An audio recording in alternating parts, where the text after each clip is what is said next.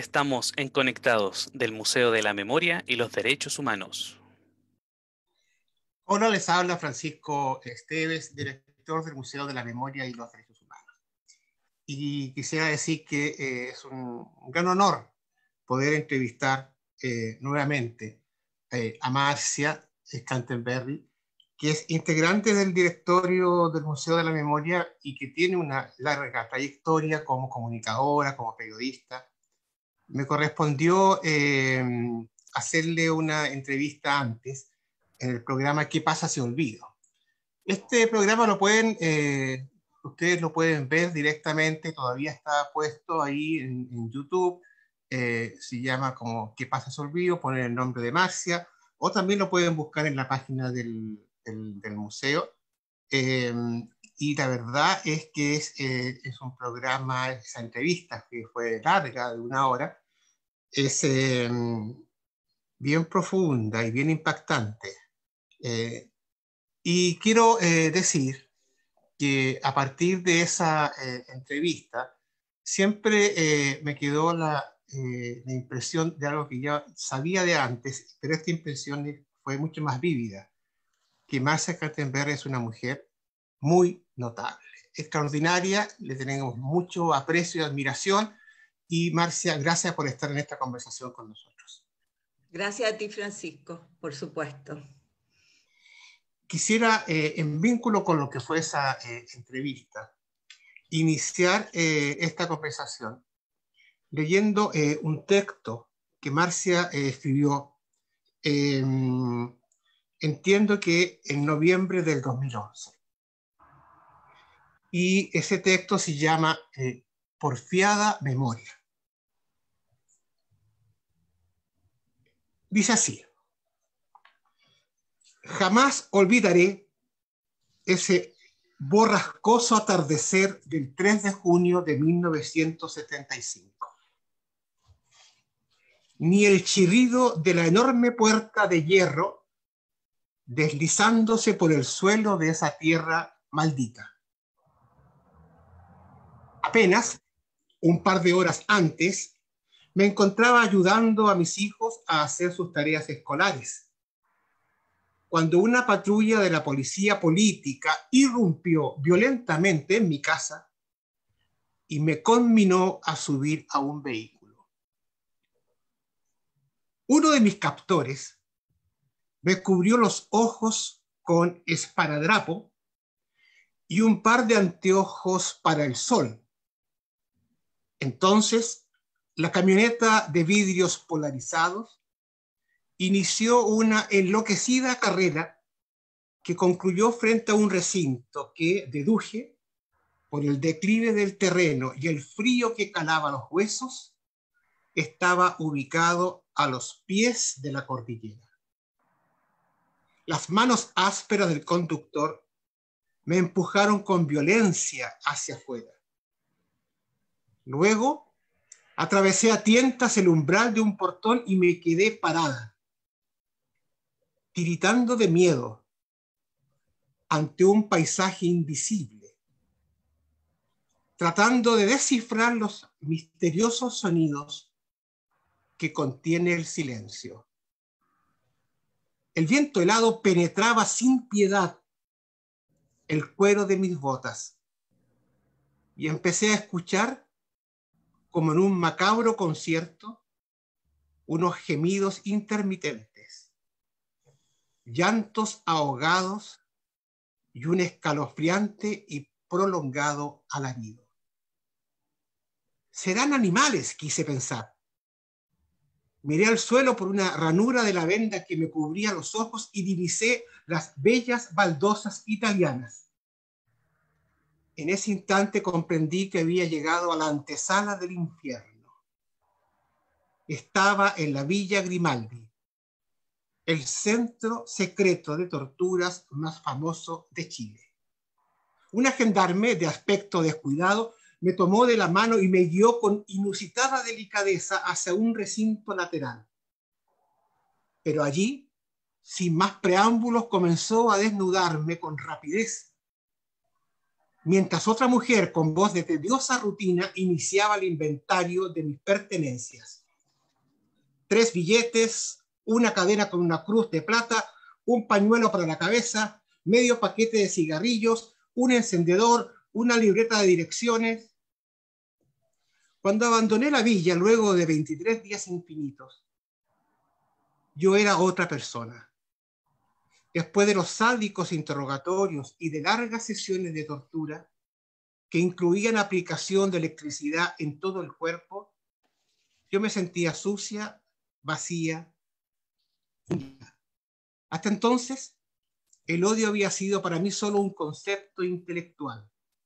Sin embargo, ahora ellos me habían hecho conocer la perversa amplitud de ese sentimiento viscoso que se quedó agazapado bajo mi piel. En los sórdidos pasillos de Villa Grimaldi aprendí a distinguir las sombras de las víctimas, las voces de los guardias, los singulares ladridos de los perros y los frenazos de los vehículos que descargaban su siniestro botín de maltratados seres humanos en el patio. Después fui trasladada a Cuatro Álamos, otro recinto secreto para incomunicados, que estaba a cargo de un teniente psicópata que abusaba sexualmente de las detenidas y nos sometía a absurdas sesiones de hipnosis y detectores de mentiras. Vivíamos de a 3 o 4 en cada habitación y jamás se nos permitió tomar una ducha. Nos llevaban al baño una vez al día, dejando la puerta abierta y sacándonos la venda de los ojos para humillarnos ante el morboso escrutinio de los vigilantes. Antes de que nos encerraran para dormir, solíamos cantar pegadas a la puerta que daba al corredor y desparramábamos nombres, historias, sueños y deseos. Aunque el aquí y el ahora fuesen inciertos, nos empeñábamos en inventar el futuro. Con porfiado optimismo nos preparábamos para ser libres. La clave era no desmoralizarnos, no darnos por vencidas. Sin embargo, a veces la desesperanza nos destrozaba el alma y nos deslizábamos sin frenos en un ánimo oscuro. Nos atormentaba el recuerdo de los que nunca llegaron a la otra orilla y memorizábamos los nombres, fechas y plegarias que en las paredes del recinto de incomunicados de Cuatro Álamos consignaban sus desolados testimonios. Los de los hombres eran más informativos y precisos. Soy de Temuco. Permanecí en esta celda entre el 13 de abril y el 2 de junio de 1974. Luego daban nombres, edades, profesiones. Los de las mujeres, en cambio, dejaban lacónica constancia de sus existencias o testimonio de sus tristezas. He vivido 16 días de horror. Avisen a mi madre. Cecilia. Aquí estoy. Dios, ¿existes? Blanca. Sabíamos que Cuatro Álamos era solo un perverso recorrido del camino. Allí nadie permanecía demasiado tiempo. ¿Estaría el detenido en abril de vuelta en Temuco? ¿Dónde había concluido la pesadilla de Cecilia? ¿Se habría acordado Dios de Blanca? En los días más negros, cuando de celda en celda se propagaban rumores sangrientos, era difícil detener los atropellados latidos del corazón. Entonces yo me asomaba a la pequeña ventana de mi cuarto y permanecía largos minutos en silencio, persiguiendo la ruta de la alambrada sobre la muralla e imaginando los colores de los paisajes libres. Este es el testimonio de una presa política sobreviviente en un país sitiado por el terror y enfermo de miedo. Este es mi testimonio, solo uno de los de miles de hombres y mujeres militantes de la resistencia y víctimas de la represión en el tiempo triste de la tiranía.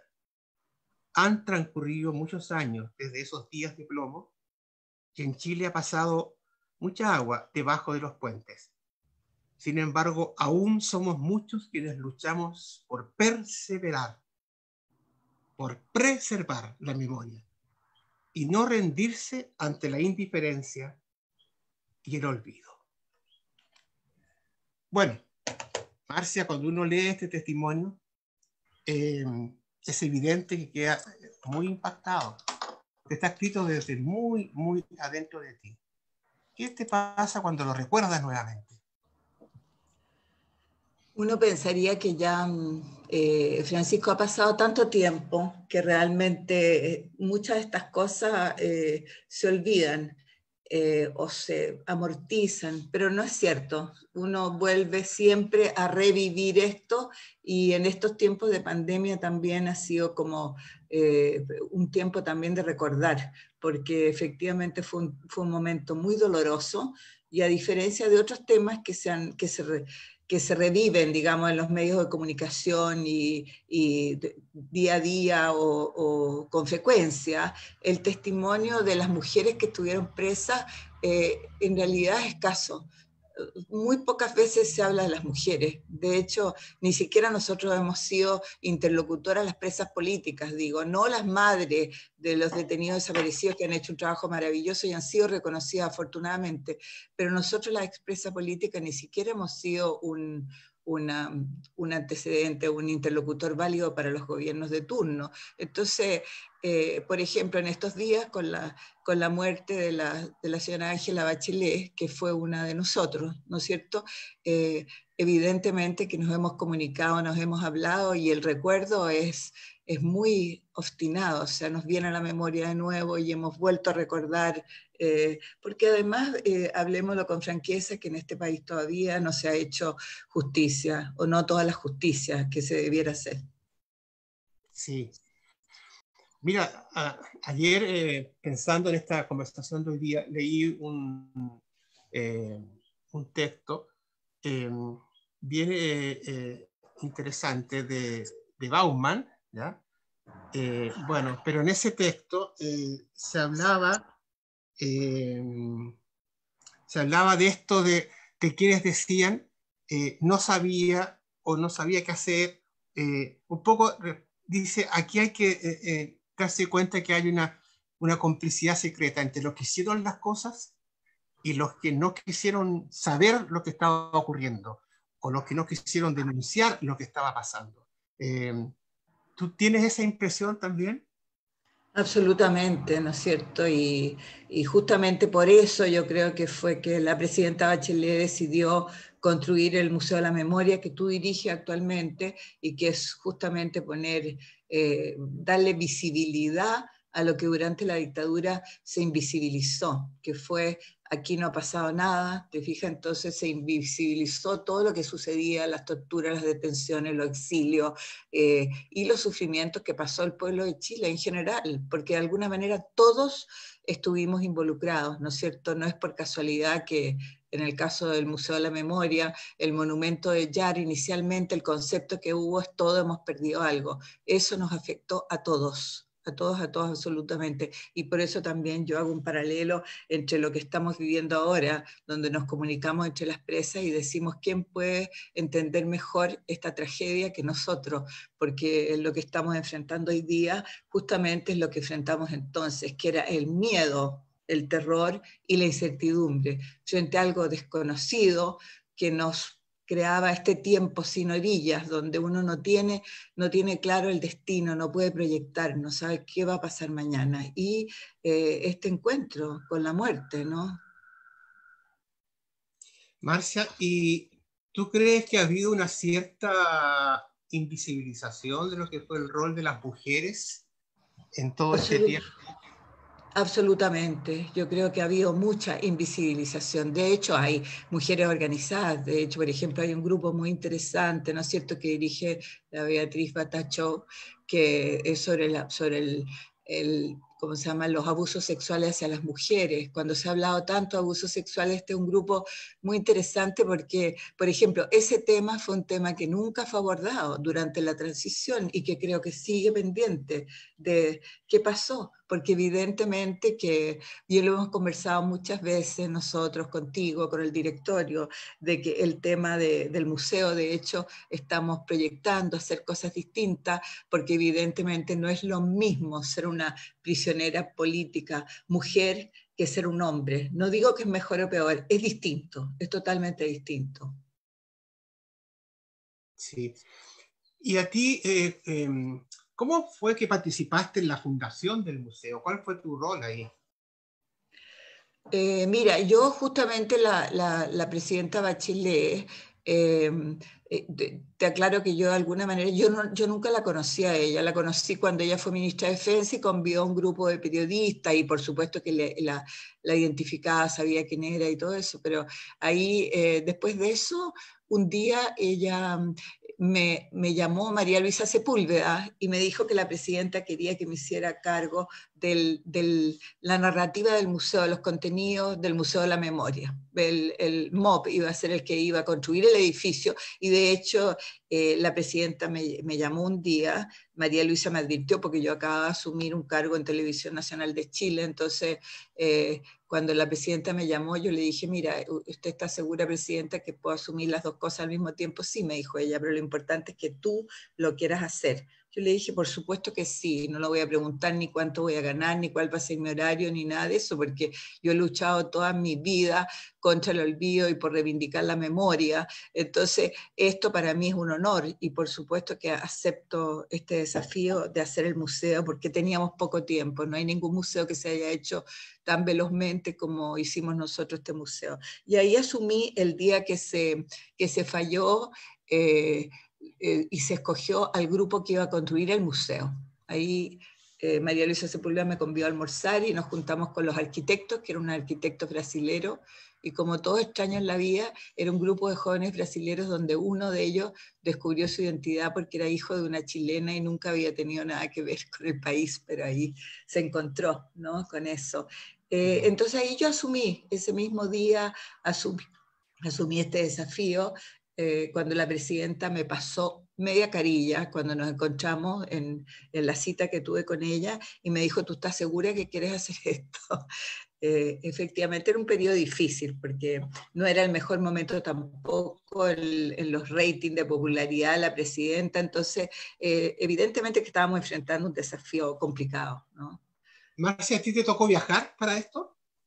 Sí, y la primera etapa de este proyecto contemplaba viaje, y resulta que yo tuve que recorrer una serie de museos en el mundo y efectivamente para empaparme de lo que era este tema de la memoria y la reivindicación de la memoria en distintos países del mundo. De hecho, hoy día los museos de memoria hay muy pocos países que no tengan museo de la memoria y tú lo sabes bien porque se ha pedido mucha asesoría en el caso nuestro de distintos países. Así que partí en Nueva York con el Museo Judío y después estuve en muchos lugares, estuve en Sudáfrica, estuve en Alemania, estuve en Suiza, el Museo de la Cruz Roja.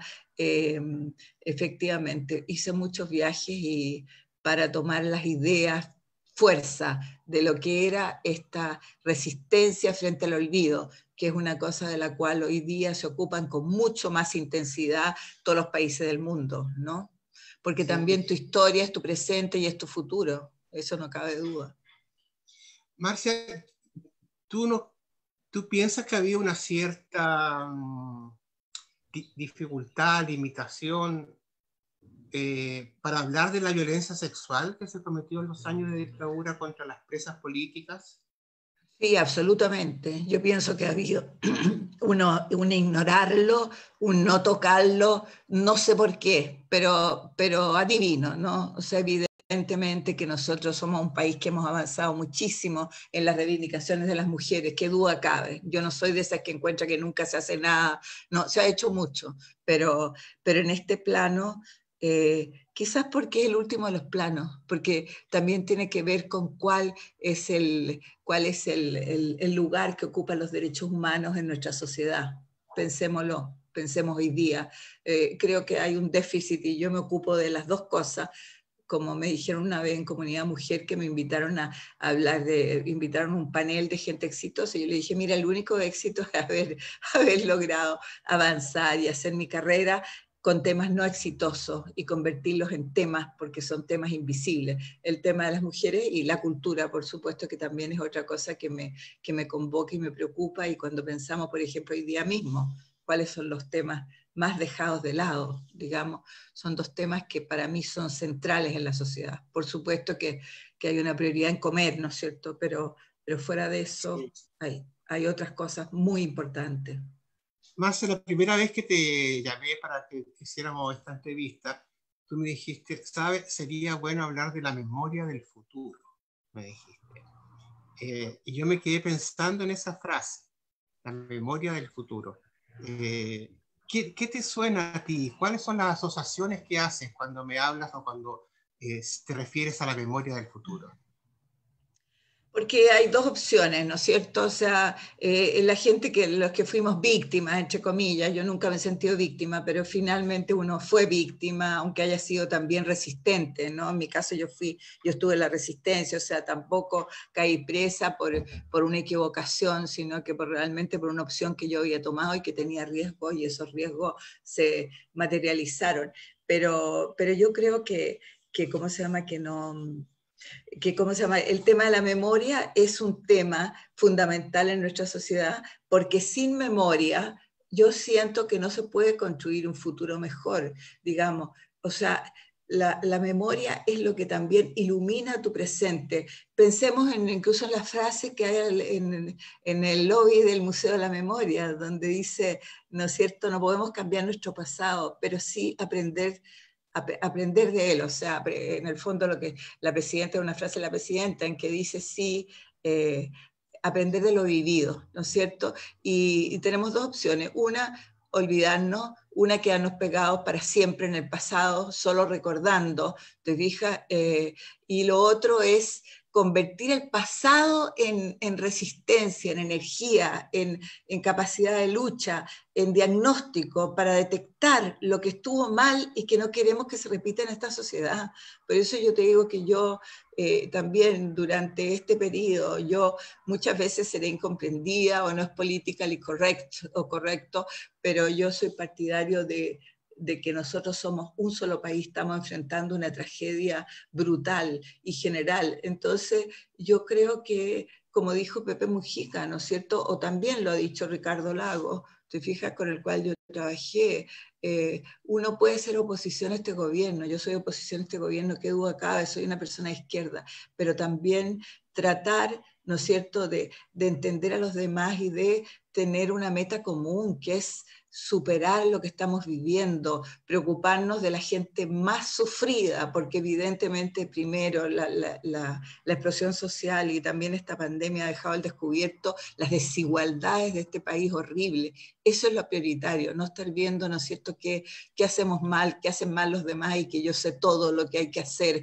También esa cosa de superioridad moral, a mí realmente no estoy con eso, ¿no? Sino que tratar de aportar lo máximo para construir un futuro más amable. Yo creo que esto también ha dejado a la vista, Francisco, lo que hemos aprendido, porque hemos aprendido algunas cosas, pero también lo que no hemos aprendido y no hemos asimilado bien y que de repente repetimos cosas que no se debieran repetir, porque ya vivimos la experiencia y sabemos a qué nos lleva la división. De hecho, tú sabes también que nosotros cuando construimos el futuro, mandamos a hacer, por ejemplo, una encuesta muy importante a la gente para ver cómo veían la construcción de este Museo de la Memoria y los Derechos Humanos, que era para darle dignidad a las víctimas y contarle al país lo que el país no había sabido, porque había censura y porque hubo gente que no quiso que se supiera, que eran los gobernantes de turno, la dictadura. Entonces, en ese periodo fue como lo que la gente más reclamaba en las preguntas que nosotros le hacíamos, era que decía que les parecía buena la idea, pero tenían mucho miedo, tenían terror de que se separaran las familias y que los chilenos volvieran a desencontrarse, ¿no?, y a odiarse. Y eso, yo estaría muy atento a eso, y yo creo que en eso el museo tiene una labor importantísima que cumplir. Yo tengo fe en eso. Marcia, una pregunta, dado que tú hiciste todas estas visitas a otros museos, siempre está la tensión en el sentido de que un museo de la memoria y derechos humanos tiene que estar solamente concentrado en el ayer o tiene que también asumir responsabilidades de presente. ¿Qué ha pasado con los temas de derechos humanos ahora? ¿Qué ha pasado con el tema del estallido social? o de los movimientos feministas. ¿Cómo dialogan en la memoria? ¿Cómo dialoga el pasado, el presente y el futuro?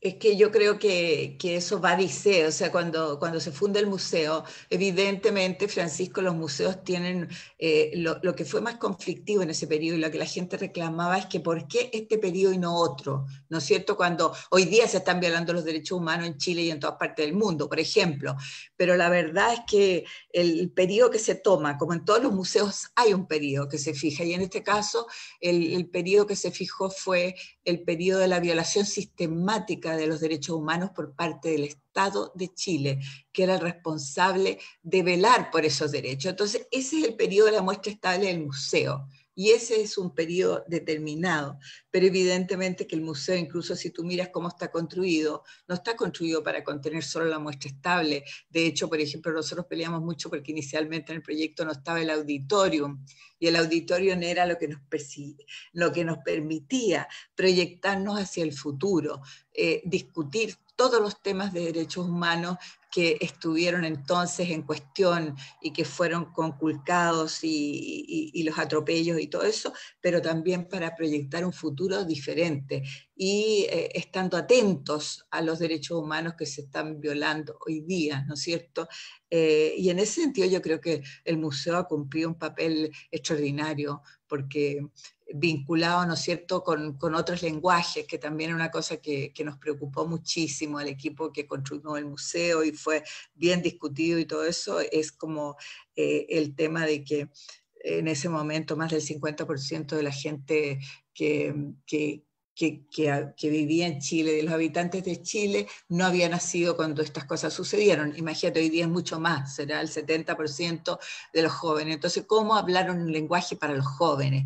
Que les dé, que les haga saber y conocer lo que pasó y no pensar que hoy día empieza con ellos, las cosas, la historia comienza con ellos. No, conocer eso, pero también para construir presente y proyectarse hacia el futuro. Entonces, es muy importante tomar temas que son temas que estuvieron antes y nosotros debiéramos rescatar ahora, o temas nuevos también. Es evidente que eso es un desafío importantísimo, importantísimo. Marcia, ¿cómo definirías tú el feminismo? Sé que es una pregunta amplia y compleja, pero si tú te pidieran explicar, ¿cuál es la posición feminista? ¿En qué consiste el feminismo en la política o en la cultura o en la memoria? A ver, es que eso es una larga discusión y yo no tengo Sí. la clave del éxito, pero digamos, pero a mí me tocó de alguna manera, soy de una generación donde el tema de la mujer fue un gran tema. Te fijas, hay gente que piensa que cuando se elige a Michelle Bachelet fue como una flor en el desierto que nace y no se tomó en cuenta lo que habían luchado las feministas, las grandes feministas que hubo, personas extraordinarias como la Julieta Kirwood. De hecho, hubo un periodo y ahora nosotros no lo tenemos, que había un premio Julieta Kirwood que yo tuve el honor de sacarme con otra compañera, con María Eugenia Camus, en la revista Análisis. Pero hubo impresionantes feministas que lucharon. ¿Para qué hablar de Elena Cafarena, ¿no es cierto?, de Olga Poblete, que consiguieron el voto femenino cuando no había, de Lenka Franulich, que también tiene un premio en su nombre, una gran periodista, única, socialista, maravillosa mujer. Entonces, el feminismo en este país ha estado siempre presente. Y después vienen los años, ¿no es cierto?, de la Radio Tierra, de las mujeres, del movimiento de mujeres, donde hay un despliegue enorme de luchas de mujeres. Y durante la dictadura, por favor, Mujeres por la Vida, las mujeres tuvieron un gran papel, sobre todo que muchos hombres fueron detenidos y las mujeres ocuparon sus espacios, ¿no es cierto?, se pusieron en primera línea, como se dice ahora, fueron primera línea del combate y la resistencia frente al olvido, las organizaciones de derechos humanos, las madres de los detenidos desaparecidos, que lucharon mucho por construir memoria cuando hasta la dictadura llegó hasta el paroxismo de hablar de los NN y de no reconocer la existencia de la gente que habían asesinado. Entonces ahí empiezan los primeros, ¿no es cierto?, las animitas y después sitios de memoria increíble. Entonces, bueno, yo estoy pensando en un enfoque fui directora también de Radio Tierra, que cumplió un papel fundamental cuando los medios invisibilizaban el tema, y yo trabajé también en muchos medios del sistema donde era un drama meter a alguno, la gente no se imagina, porque después uno mandaba a entrevistar, ¿no es cierto?, a la gente de la Villa Grimaldi, por ejemplo, y mis propias amigas o compañeras me decían, pero ¿cómo me entrevistaron 5 minutos y aparecieron 4?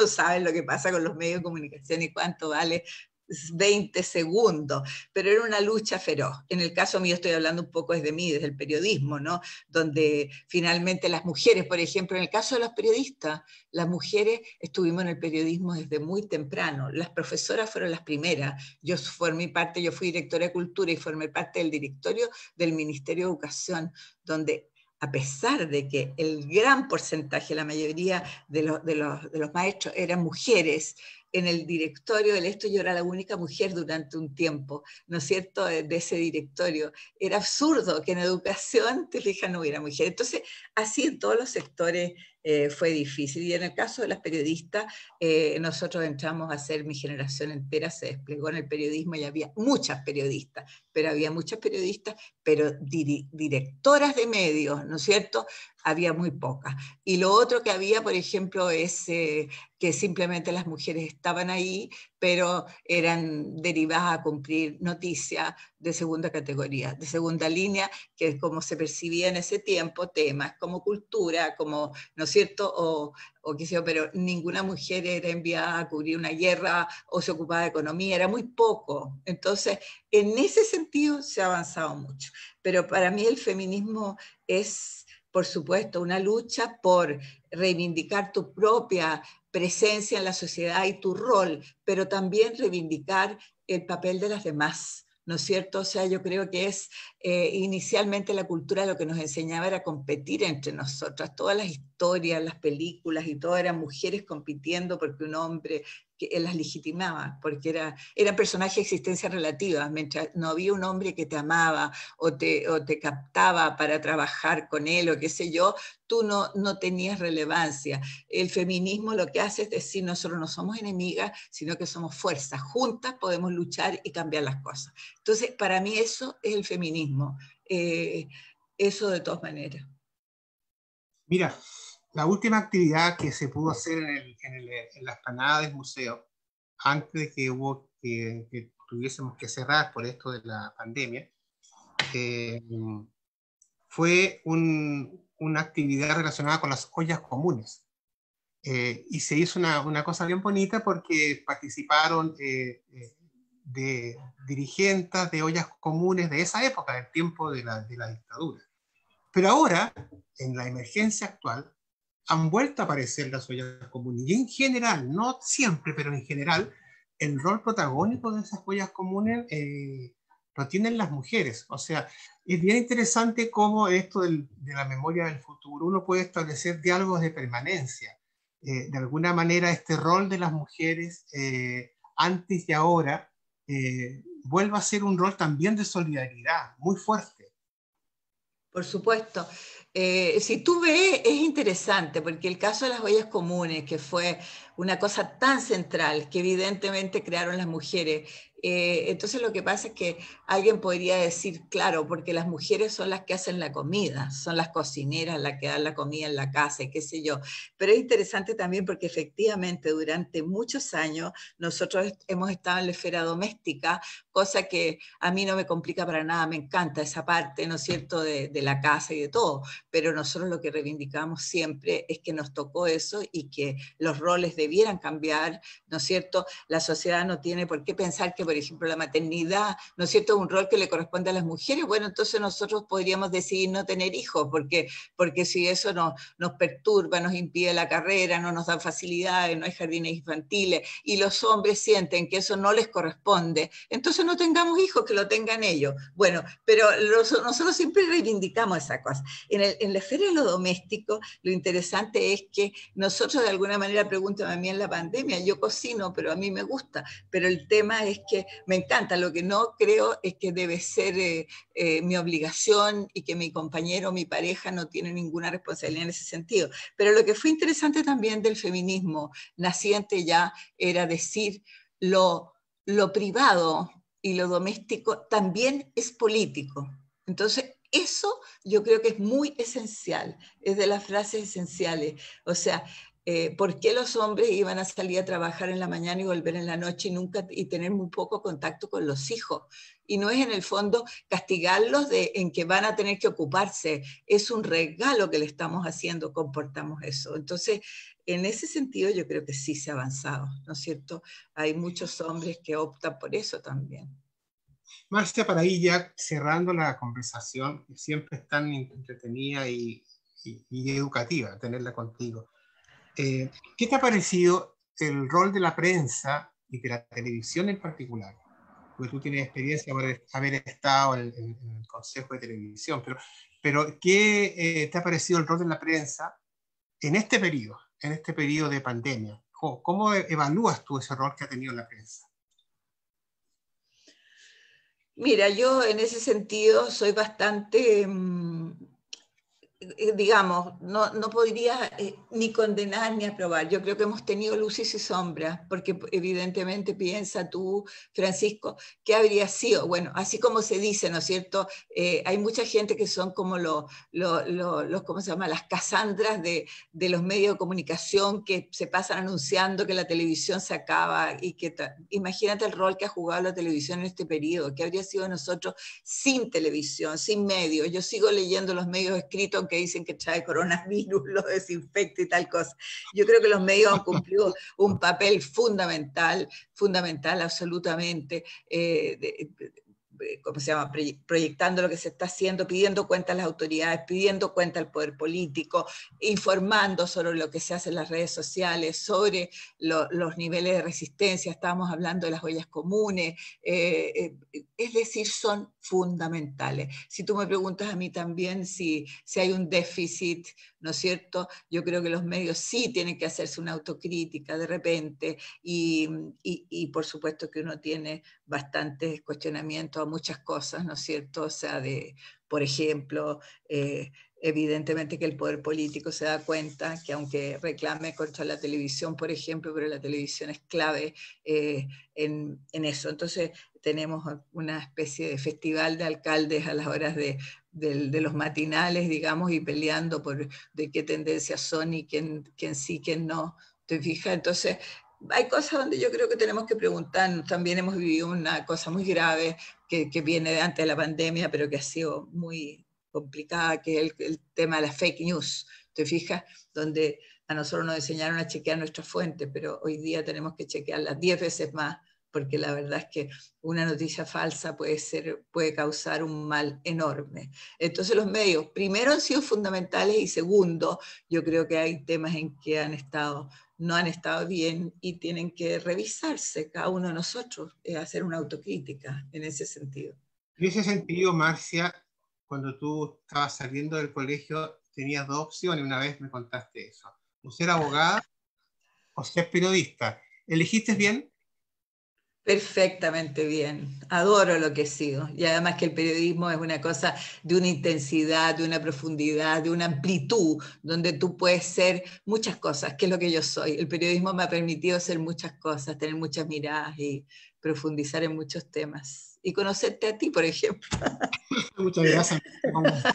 Bueno, Gente, terminamos esta conversación con esta, bueno, nuevamente, yo les recomiendo que vean también la entrevista que se hizo en el que pasa se olvido, se complementa muy bien con esta, y gracias, Marcia, por todos tus consejos y orientaciones y opiniones y experiencias, y además por esta franqueza al responder, que es uno de los puntos que siempre te ha caracterizado. Bueno, un abrazo y seguimos comunicados.